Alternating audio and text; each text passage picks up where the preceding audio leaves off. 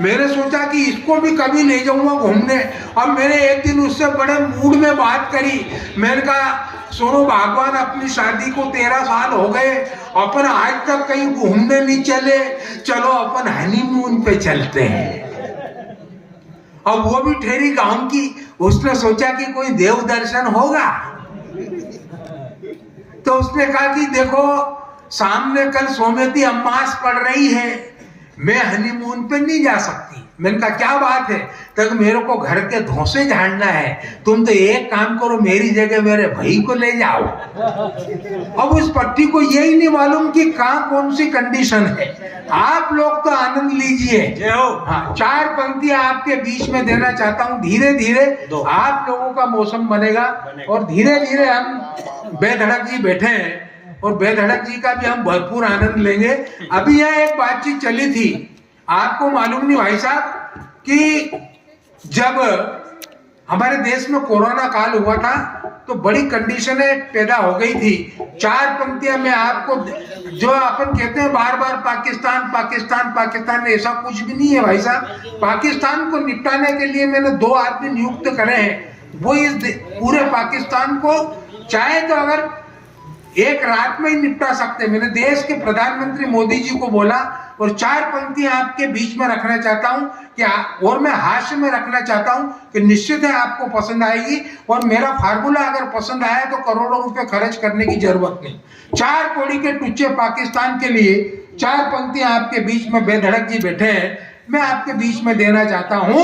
स्वागत है बम साहब। आप जनता की चिंता मेरे ऊपर छोड़ दो, क्योंकि सारा देश इनके ऊपर चल रहा है। आपने जो कागज लिखे उनको सब रख लो जेब के अंदर। ठीक है। 4 पंक्तियां आपको निवेदित करना चाहता हूं कि तूने अगर मर्यादाएं तोड़ी तो हम भी सीमाएं तोड़ देंगे हम। वाह।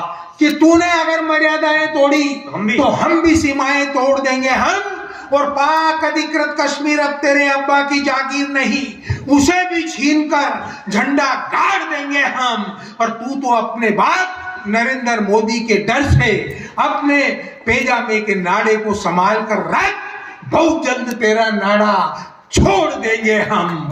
और तूने अगर भाड़े के आतंकवादी भारत में भेजना बंद नहीं करे बुज़दिल, तो हमने भी ठान लिया है कि रातों रात बापू आसाराम और राम रहीम को पाकिस्तान में खुला छोड़ देंगे हम। आप लोग तो आनंद लो, धीरे धीरे आपको भी आनंद आता जाएगा। हाँ, बढ़ने लगी है सांखें तो एक एक कर सांखें छाट देंगे हम। और सुनो जिन्ना की औलाद, आखिरी चेतावनी है, फिर से न सोचना कि माफ कर देंगे हम। और हिस्सा था पुराना वो तो तुम ले चुके हो, और फिर कि देश बांट देंगे हम। और जीत जो करेगी देश बांटने की बात, यहाँ राम की कसम वह जीप काट देंगे हम। राम की कसम वह जीप काट देंगे हम। तब 4 पंक्तियां अपना परिचय के सम्मान में देना चाहता हूँ कि क्या आप जानते नहीं क्यों रखा है मैंने मेरा नाम बम? और मैं नहीं हूँ विश्व के पटल पर किसी से कम, यूं तो पूरे विश्व में है 9 देशों के पास परमाणु बम, लेकिन भाई साहब शाजापुर जिले में केवल एक अकेला हूं कवि सुरेश बम। मैं सन 1945 से अमेरिका, यूरोप, फ्रांस, चीन, उत्तर अमेरिका, दक्षिण अमेरिका होते हुए इजराइल, और इजराइल से होकर पाकिस्तान, और पाकिस्तान से आकर भारत में पला हूं। मेरा आविष्कार रॉबर्ट नाम के एक वैज्ञानिक ने किया था। जब मैं पहली बार फटा था तो सारे संसार को भयभीत किया था, और मेरे फटने पर 40-40 हजार फीट ऊंचाई तक धुआं ही धुआं छा जाता है, और 100 फीट ऊंची मीनार का तो नामो निशान मिट जाता है। और मैंने किसी जमाने में अमेरिका जैसे देशों का, मैंने किसी जमाने में जापान जैसे देशों का गुरु तोड़ दिया था। तभी तो संयुक्त राज्य ने मुझे हिरोशिमा और नागासाकी की सीमा पर फोड़ दिया था, और मेरे आजादी की लड़ाई में अंग्रेजों के दम को तोड़ दिया था। तभी तो शहीद भगत सिंह ने मुझे दिन दहाड़े असेंबली में जाकर फोड़ दिया था, और मैं पुलवामा का बदला लेने के लिए बालाकोट पर कहर बरपा गया था और अपने 44 जवानों के बदले 444 को जिंदा चबा गया था। अपने 44 जवानों के बदले 444 को जिंदा चबा गया था। और मैं कभी मंदिर तो कभी मस्जिद, कभी गुरुद्वारा तो कभी गिरजाघर, कभी अक्षरधाम तो कभी थाने के अंदर जाकर फटा हूं, तो कभी कोर्ट के बाहर आकर फटा हूं। और मेरे फटने का सिलसिला कब होगा खत्म, ये बात मेरे सीने में नहीं हो रही हजम। लेकिन एक बात कह देना चाहता हूं सुभाष चौक के मंच से कि जिस दिन पाकिस्तान का प्रधानमंत्री कोई हरकत करेगा तो कसम है इस कवि सुरेश बम को पूरे हिंदुस्तान की कि ये पूरे पाकिस्तान को ले डूबेगा, पूरे पाकिस्तान को ले डूबेगा। क्योंकि अगर कोई हिंदुस्तान पर मर मिटने का रखता हो दम तो वो आपके बीच में खड़ा है कवि सुरेश बम। तभी तो जनता कहती है बोल बम बोल बम बोल बम। आखिरी की 8 पंक्तियां संस्कार पक्ष की देकर जाना चाहता हूं ताकि ऐसा लगना चाहिए कि यहां से कविताएं भी हुई है। 8 पंक्तियां आपके बीच में देना चाहता हूं, शायद आपको पसंद आएगी। नई पंक्तियां हैं, निश्चित पसंद आएगी।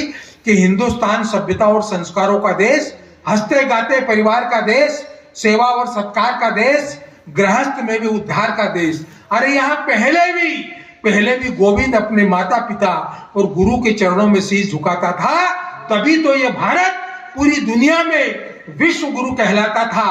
यहाँ खड़ाऊ शासन करते थे भाई के द्वार में और राज मुकुट को गेंद मानकर खेलते थे दरबार में। हमने दुनिया को सभ्यता और संस्कारों के पाठ पढ़ाए थे, तभी तो एक वचन पर पिता के वन में 14 साल बिताए थे। लेकिन आज एक घर में 4 चूल्हे देखकर दिल मेरा रोता है। और वनवास तो आज भी हो रहा है मेरे भाई, पर जवान बेटे की जगह बूढ़ा बाप होता है। जब वनवास तो आज भी हो रहा है मेरे भाई, पर जवान बेटे की जगह बूढ़ा बाप होता है।